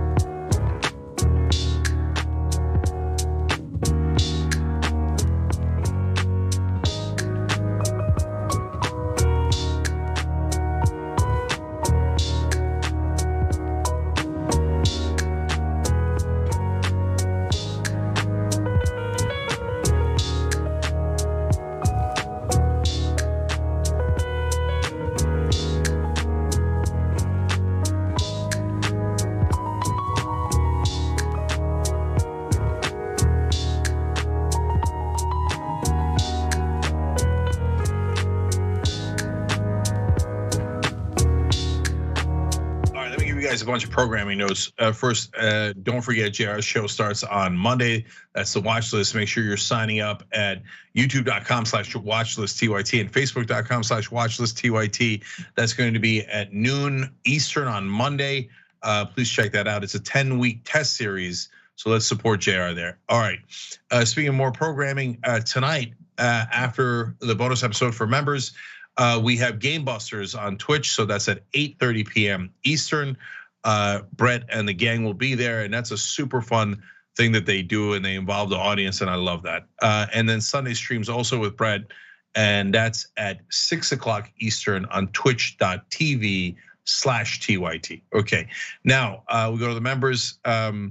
Shadows writes in, there's a clear line between freedom of speech and actual threatening of a school and its staff. We have to explain things slowly to the right wing because they just don't understand. What? I'm not allowed to threaten to murder you? That's freedom of speech, baby. No, I'm not allowed to take a vaccine and rub it on your face. I mean, the vaccine, the virus and rub it on your face. No, that's not freedom. That's assault. So they genuinely don't get it. They think they're entitled to anything and everything. So Shy Coltrane 42 says, I live in Loudoun County. The critical race theory hysteria is well entrenched and can't wait to leave. This is only the beginning. Yeah, and guys, the critical race theory is just a code word for I don't want you teaching people that we were racist. So just ignore it and pretend that we were always great to black people. Like, for example, when we censor our teachers and don't let you know the actual history of black people. So boy, you seem so swell. Kate Patino, thank you for resubscribing. That's a funny thing on Twitch. She's here anyway. DJ 80 gifted 5 subs. Drink That OJ gifted a sub. Obi Mom gifted 5 subs, and so did Swift Tortle. Naughty Grandma said, nowhere would I rather spend my Bezos bucks. I watch every day on the way home from work. It's a great way to end my day. Thank you, I appreciate that. Everybody, if you have Amazon Prime, you can give us Jeff Bezos' money for free. Doesn't cost you anything. Go to tyt.com/prime and learn how to. We deeply appreciate it. And apparently the chat has given lots of bits and demands an enthusiastic squee for me. So fine, I'm here to serve. I said, squee. That was probably awful. Probably the worst thing you've ever heard. All right, I'm moving on. YouTube member Logan Lambert says, loving the community as a welder surrounded by Trumpers and even a couple of Q nuts. Having you guys in my earbuds helps me keep my sanity. I love that. By the way, you can watch us anywhere on almost all the platforms, but you can also listen to us as a podcast. So check that out. All of our shows are on podcast form. And then Arthur Ashbrook wrote in, what's really messed up about Thomas is he's getting confirmed when Democrats have controlled the Senate in 1991 and 11 Democrats voted for him, and that's messed up.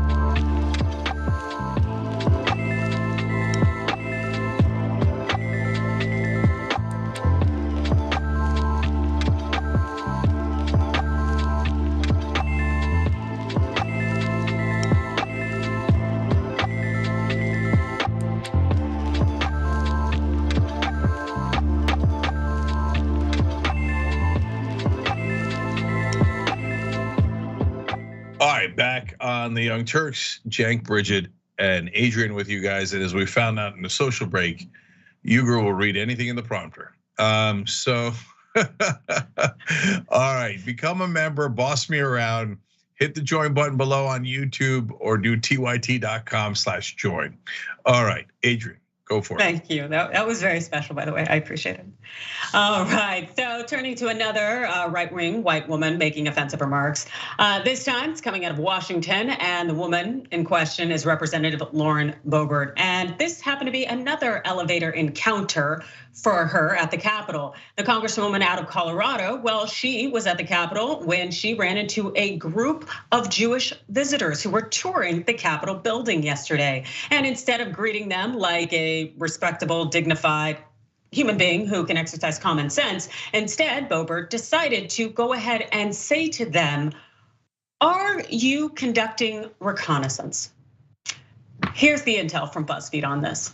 So members of the group, which was meeting with Rep. Tom Suozzi, well, they were wearing yarmulkes, and the person coordinating the group is Orthodox with a traditional beard. One witness said the group, along with other members of Congress, was waiting for an elevator. When the doors opened, Boebert stepped out of the elevator and looked the group of visitors from head to toe. The witness said Boebert then asked if they were there to conduct reconnaissance.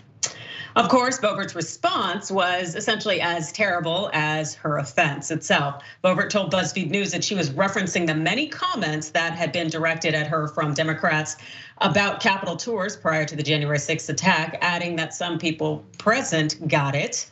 I saw a large group and made a joke. Sadly, when Democrats see the same, they demonize my family for a year straight, she said in a text.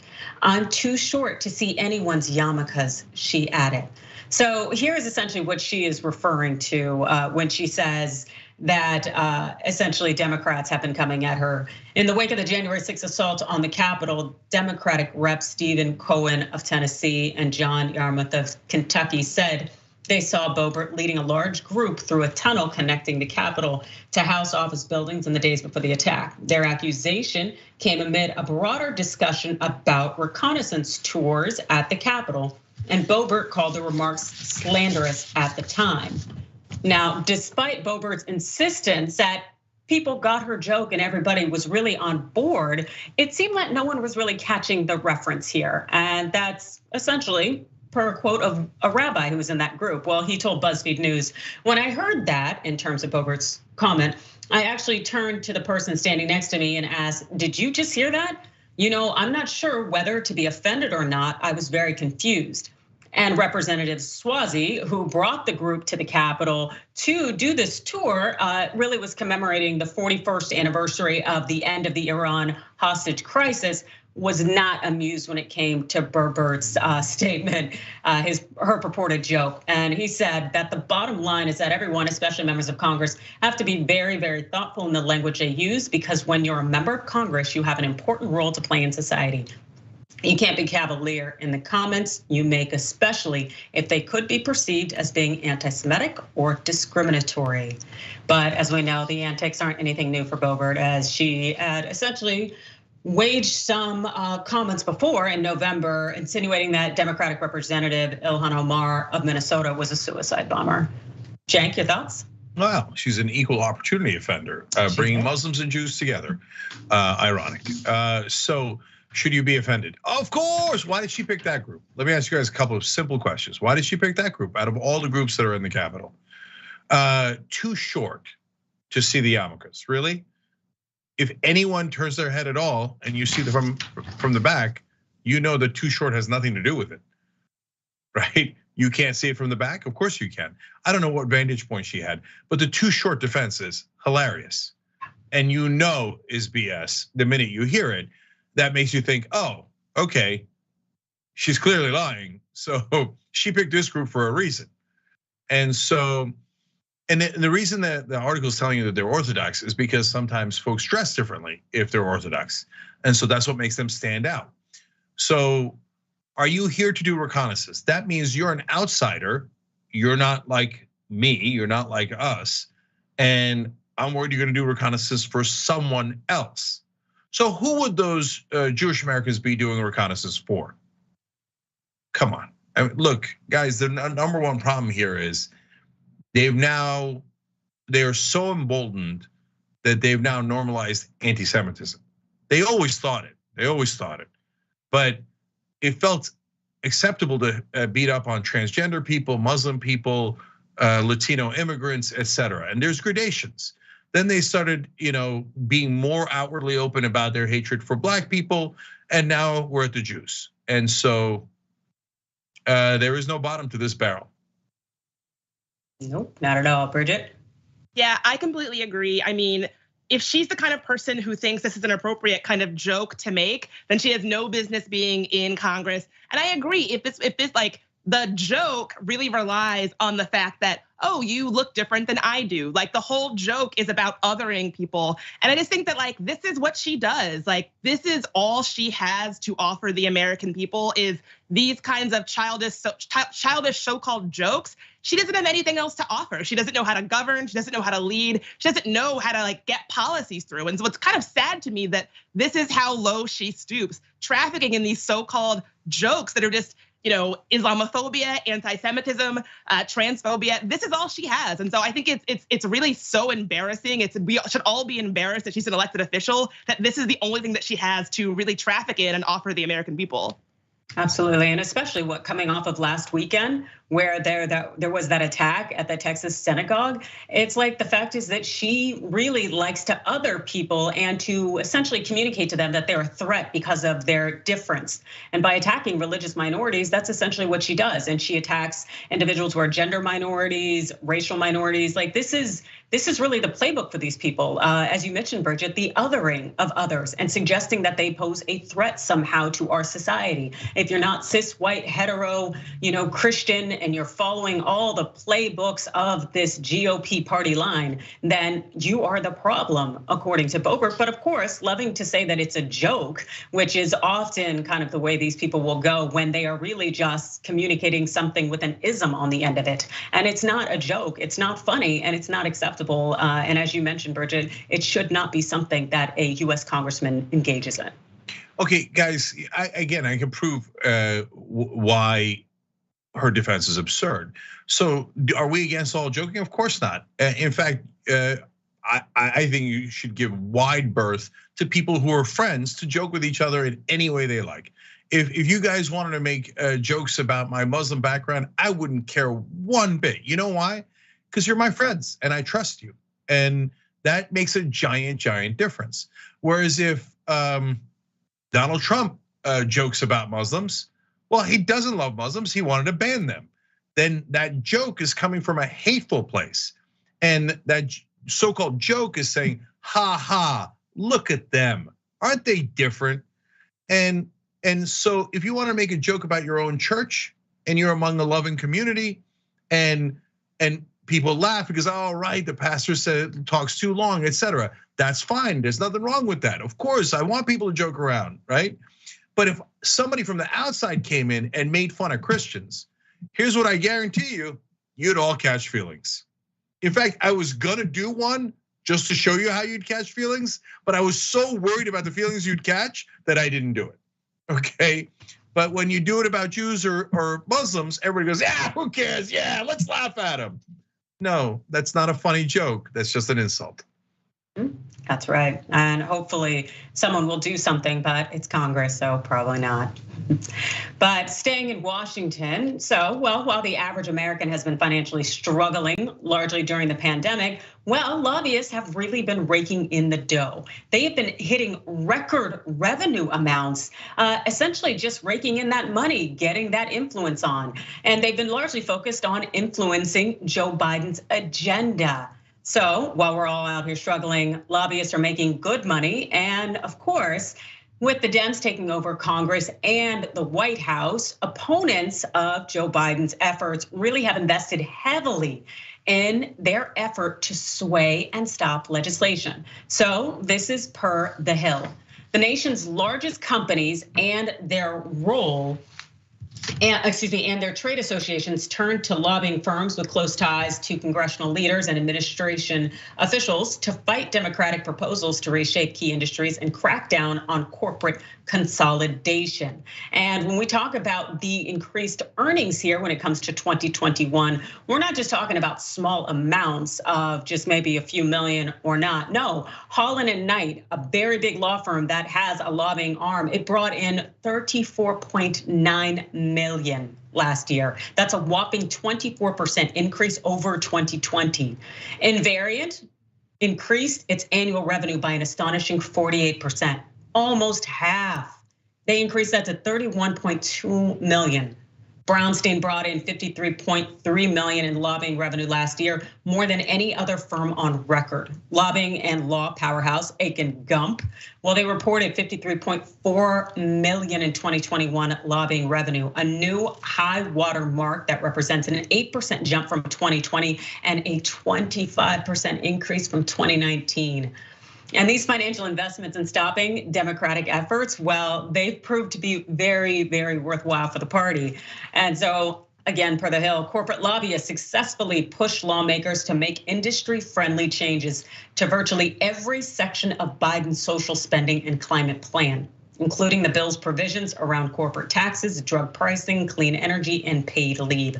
Democrats' razor-thin majorities in Congress made it easier for lobbyists to influence the bill. And that really says something, because when we talk about that razor-thin majority, I think we are looking at those two problematic people, Kyrsten Sinema and Joe Manchin. And so we're really being able to see essentially the impact of their behavior and how it is essentially setting things up. Cenk. Yeah, so this is a great story, and credit to The Hill for actually talking about lobbying. We'll get back to the media at the end, the rest of the media. But guys, think about this. This is the perfect storm. That's why they made so much money. One, you got the closed Senate, as Adrian referred to there. That means every senator has to be lobbied. Every senator has to be bribed. And yes, there, of course, lobbyists don't give out money and goodies to politicians for the general welfare. Only someone as foolish as a mainstream media reporter would think that. So the rest of us know why they're bribing them to get whatever they want, which then leads us to the two other reasons why this is a perfect storm. One, the Democrats were promising to give out goodies. The infrastructure bill is laden with corporate pork. So they got to go get that corporate pork. Is Bob going to get it or is Susie going to get it or their companies, right? So the lobbyists have to fight. Give me the pork, give me the money, give me the money. Pass more in the infrastructure bill. Oh, paid family leave, that's going to hurt our corporations. No, we fight against paid family leave. We fight against climate change legislation because of the oil companies, et cetera. But that leads us to the dirty secret that nobody ever talks about. The lobbying money goes up when Democrats are in charge because they threaten to do something good. Now, they never deliver on that threat that would actually help the American people. It's a threat to the corporations. But what that does is it juices the lobbying. So the corporations are forced to take that threat seriously and go bribe Democratic politicians more. So we all think, oh my God, Biden and the Democrats have been spectacular failures. They couldn't pass Build Back Better or voting rights or really any part of their agenda. But for Democratic politicians, it was payday and it was already mission accomplished. Bridget? Yeah, I mean, I agree. This is such an important story, but also very depressing. It makes me so sad because you have to ask, like, who is really running our government? And when you have it laid out like this, the fact that Sinema and Manchin, they got more money from lobbyists than anybody else in the Senate, like it makes it very clear that they are being rewarded for obstruction. And I think there was a time in my life where I'd always be like, oh, go out and vote blue, all of that. I can understand for folks who are feeling understandably kind of checked out and disengaged when you hear stories like this, when you feel like your democracy is just for sale. I can understand why that is such a frustrating feeling. And so I take no pleasure in having to talk about this, but it truly is like a very important story that we need to be paying more attention to. And it doesn't feel good to feel like your democracy is just for sale. But I mean, like, these numbers really speak for themselves. Yeah, they do. And as someone who used to work at Big Law and has friends who are lobbyists, like, you get to see it, raking in money hand over fist, just essentially creating avenues and ways in which to continue, unfortunately, to hold back our nation because it is essentially controlled by corporations. And it really just speaks to our capitalistic system. And as you noted, Bridget, it's unfortunate when we look at the reality of that. We don't really have a democracy at all. And if we do, it has an ATM attached to it. And it's utterly disappointing. Cenk? Yeah, to Bridget's point, number one, now when I talk to black faith leaders, they're like, yeah, no, we used to encourage people to vote against Republicans just because they want to take our rights away. But now, I mean, it's impossible to get excited about the Democratic Party. It's impossible. And they just keep saying, no, you should vote harder. Like, there's a collective shut up from Democratic voters. And then the second thing here, guys, is, again, to Bridget's point, think about it. Why does the media never talk about the lobbyists? Do they think that the lobbyists have no effect? And they can't possibly think that, could they? Then when they're talking about the filibuster at large, here I'm giving the Hill a lot of credit for this really good story. But when they're in the middle of talking on CNN, MSNBC, etc., about the filibuster and the votes, how come they never mention the lobbyist money that Manchin and Sinema took? Do they really think it's not relevant? Well, if they think it's not relevant, they should be fired because they're not really reporters. If they think it's relevant and refuse to share it with you, oh, wow. Now you see why I can't stand mainstream media and how they've been systemically lying to you for decades on end, pretending that our politicians are not corrupt when they're obviously overwhelmingly corrupt. It's never going to change, unfortunately, but we are going to be right back after this break.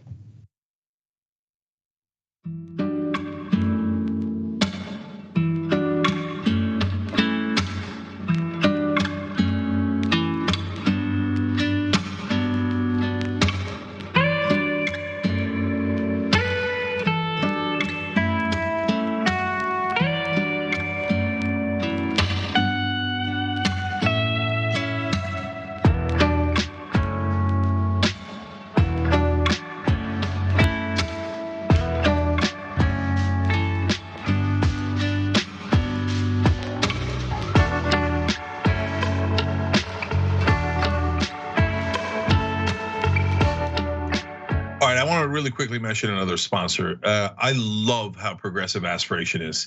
So I've got my money there, then I feel peace of mind. They're not putting it into fossil fuel investments. They're not putting it into investments for private prisons. It's gross that the other banks do that with your money. And I've planted over 200 trees. I feel great about it. So aspiration.com/TYT. Just try it. I think you'll love it. All right, let's go to members. John Bogino says, if we can get free COVID tests from the government just from Psaki complaining about it, What are you doing? What do we think could happen if we get her to say, what do you want us to do? Get all the money out of politics? I gotta love that idea. Yes. And guys, think about this. The White House press corps is huge. Dozens of reporters there. Not one of them has ever asked about that. Isn't that amazing? That is astounding. Okay, so Jay Hufford says only half guilty for Boebert. I like this diversity of thought here. They continue, she probably thinks all the groups at the Capitol are conducting reconnaissance. That's been her experience, and I don't expect her to have any idea what a yarmulke is or what Orthodox Jews are. It's a fair point, so I like that you gave the counterpoint. So, and I appreciate it. Rodney gave 1,000 bits on Twitch apparently for my squeal alone. Blood Raven says, so glad to be able to watch live again this week. My wife and I welcomed a new little progressive this new year, and things at home have finally settled. Well, congrats, that's wonderful to hear. I'm so glad that you're back to listening to TYT. And the baby too, sure. No, seriously, that's wonderful news. Peter Hone, a YouTube member, says, off topic, I vote for Adrian or Dr. Ritchie as TYT's first White House correspondent. So first of all, Rashad's already got an incredibly successful show. There's no way we're having him be a White House correspondent and taking him away from that fantastic show. #2 progressive show on the planet now. That's amazing. Out of the gate in 6 months. I couldn't be more proud. Adrian, you want to move to the cesspool of Washington? No, I've already lived there. But also when you were reading that and I heard Adrian or Dr. Ritchie should be the first white, and I stopped there and I was like, oh my God, what is there going to say? And then you said House correspondent. I was like, okay, I'm all right. We're going to stay with this. Okay. I was scared. You had me. You had me for a minute. Bridget, where do you live? I live in DC, the cesspool, the swamp. We're not saying anything, we're just saying.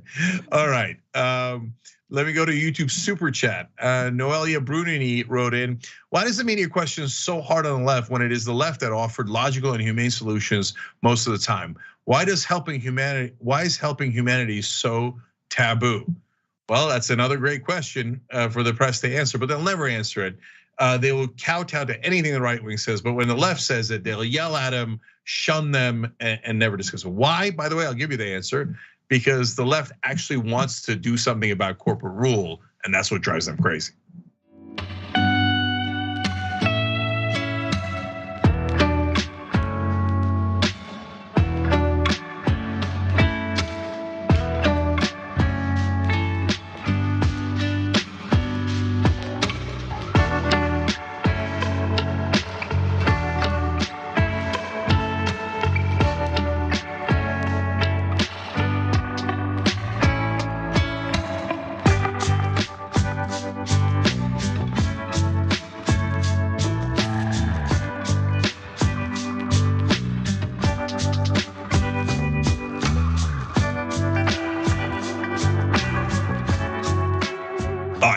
TYT, Cenk, Adrian, and Bridget with you guys. Adrian, take it away.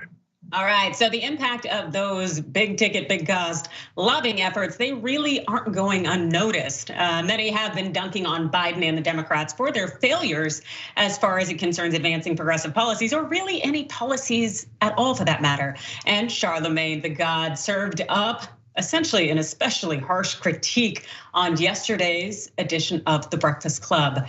Here's how Charlemagne opened.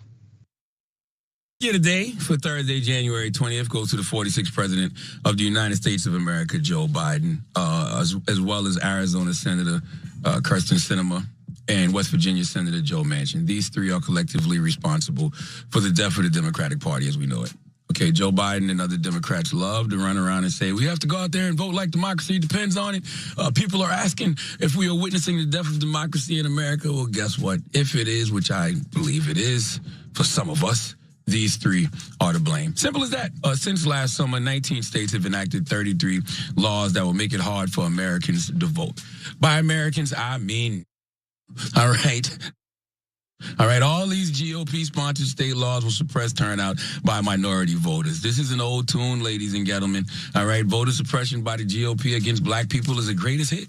All right, a golden oldie. Kids, trust me, it would break all screaming records. It is the Ed Sheeran shape of you of American politics. All right, President Biden knew that going in. And after the attempted coup of this country on January 6th, that should have been his first order of business, protecting voting rights. I've told y'all so many different times on this here radio and on other platforms, on TV and everything else. There's 3 or 4 things Joe Biden had to do to protect democracy. Okay, this morning I'll give you 3. 1, prosecute everyone involved in the attempted coup of this country to the highest extent of the law, not just the members of Vanilla ISIS who stormed the Capitol, but the members of Congress who helped them. 2, get rid of the filibuster so you can properly govern. And 3, protect voting rights. Protect voting rights. But guess what? None of those things have happened. None of those things have happened. Also, Charlemagne pointed out how better the Republicans are at essentially passing bills or getting what they want than the Democrats. Republican politicians are the epitome of unity and group operation. They fall in line with each other, and if one doesn't fall in line, they get the business, okay? Last week on NPR, Donald Trump called Mitch McConnell a loser and blamed him for the GOP senators who won't go along with his claims that the election was stolen. Also, Charlemagne went on to give a dire prediction of essentially what Democratic messaging will look like for the midterms, along with his hunch essentially as to why the Dems won't actually do anything. I don't know if it's because he's old or maybe he really doesn't care, but I never hear the sense of urgency.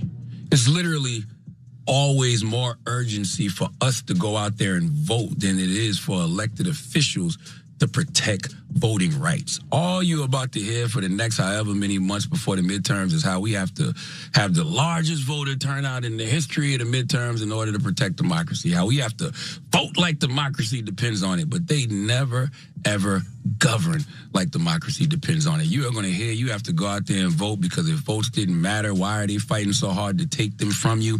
Yes, that is true. But you know what else matters? When you're an elected official, getting things done. Because Joe Biden has never known a day in his life what it means to have his voting rights threatened. All right, it's a matter of white privilege for Biden. That's a really good observation in terms of he's never had those kind of struggles that a lot of us in the United States have. Also, too, coming in as president with this hunky-dory mentality, the thought that, I'm going to get everybody to come to the table and everybody's going to be respectable, this old gentleman's agreement style, despite completely forgetting that the entire Trump administration had occurred and people are not following these gentleman agreements, nor are they being respectable. Cenk? Yeah, I absolutely love that segment by Charlemagne for 2 reasons. Number one, he makes a great point that everybody else in the media ignores. Why do only the voters have to have urgency? Okay, and by the way, we did our job. We put you in charge, gave you the House, the Senate, and the White House. Why don't you have urgency? Do you know that Joe Biden, after Kristen Sinema gave the speech saying that she's going to keep the filibuster and basically end Biden's presidency, Biden went into a caucus meeting with Sinema, Manchin, and others. He didn't even criticize her. He didn't even mention her. He didn't call her out. After the meeting, Manchin immediately said he's also going to keep the filibuster because he realized, Biden doesn't care at all. He doesn't care at all. So why do we have to have urgency? So he speaks for all of us. But here's the I think more important part. I think as Charlemagne goes, so goes the Democratic Party. And I'll make my case for it, and then you guys tell me what's real, right? So I think Charlemagne's an excellent weather vane for what do generally African-American voters think. Because remember, he's very mainstream. A lot of politicians go on his show. Kamala Harris went on the show recently, and they love to get the credit that that basically you get by going on his show. And he's been open to them. He's always been a little tough, right?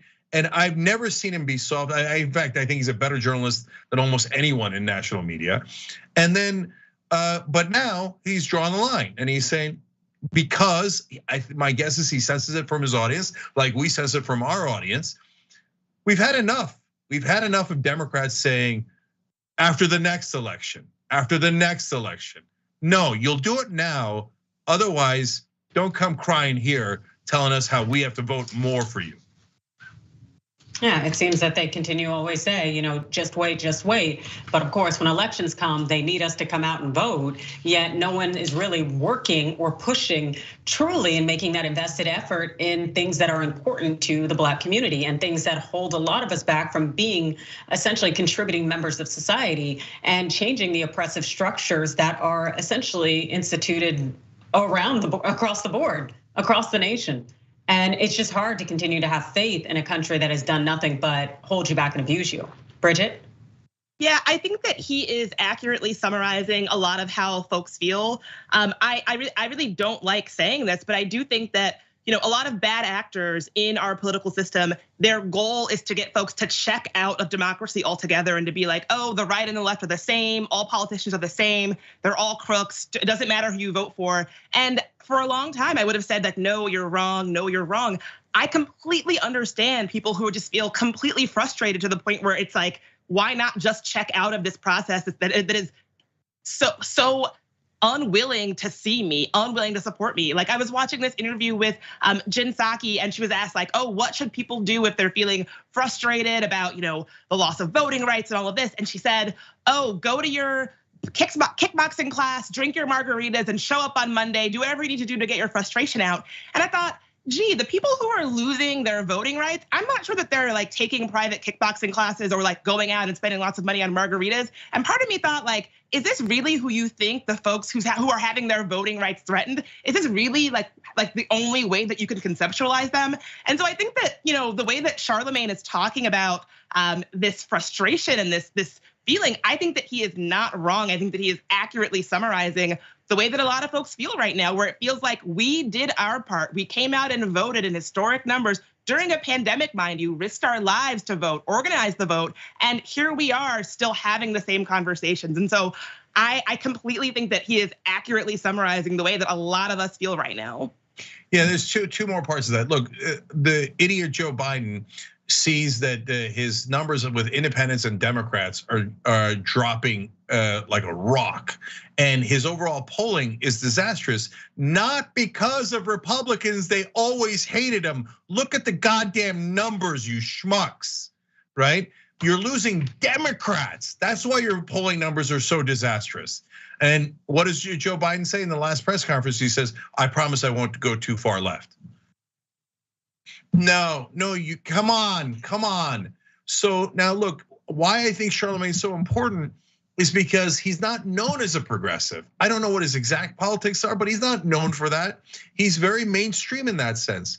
So when he expresses that frustration and is willing to call out not just Manchin and Sinema, but Joe Biden as the donkey of the day, that means we've crossed the Rubicon and they're actually gonna lose Black voters. That's my sense of it. So again, that's what I'm asking you guys. Like, does that make sense to you that Charlemagne crossing that line is kind of a symbol, a sign that this is not like other times? They're actually going to lose voters. Oh, you know what? I'm not really a follower of Charlemagne, but I will tell you that I think that the general thought or consensus is, what's the point? Because I don't necessarily think people will leave the Democratic Party or vote Republican as much as maybe they just won't vote as much, and they're not going to like go the distance to come out and show out like we did before, because it continues to show us that every time we've supported our country, our neighbors, our community, we only get kicked in the teeth. And that continues to happen. And all these promises, they seem to fall apart. So what is the point in going the distance for people who don't support you? And we've seen the same thing over and over again. But I don't know, Bridget?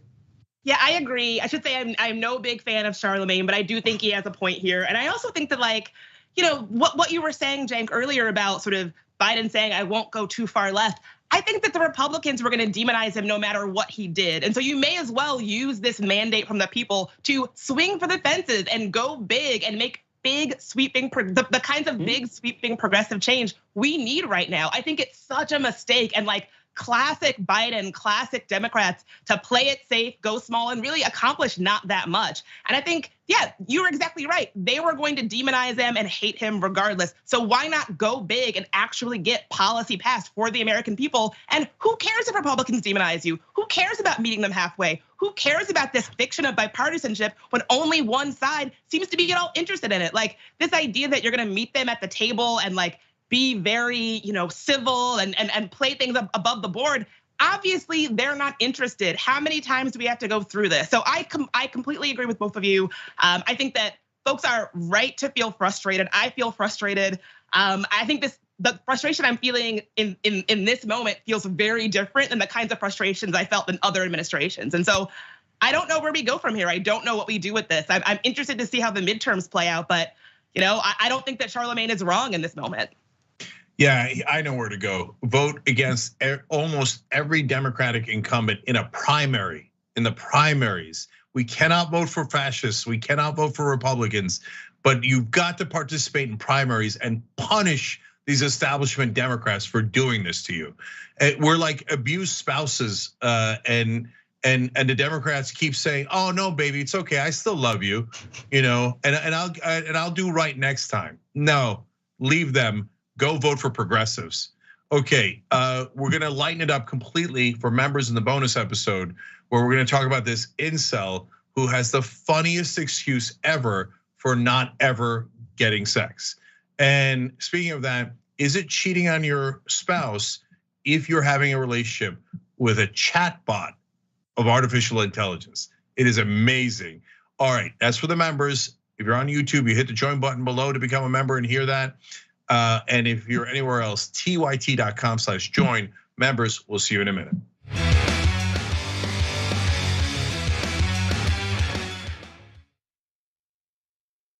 Old school was pitched to me from Jake. It'll just be me, you, Jesus, Ben, and maybe Michael. And we're like, okay, cool. I can do that every week. As you can see, me, Jesus, Ben. When you make the order, it says, don't exceed $20.01. So I'll just order literally anything to get it as close to that as I possibly can. I'm sorry that I ordered $45 worth of food and got an email saying, "Sir, would you like to rethink that?" What are you talking about? I was in hell. I was just like, oh my God, the theater's empty, nobody's here. Everyone on screen keeps fucking cursing. Why did I let this happen? And the whole thing looks like it was shot through a glass of milk. My mom's gonna be so mad. If you're looking for a heart attack, the short way, baby. Wrong.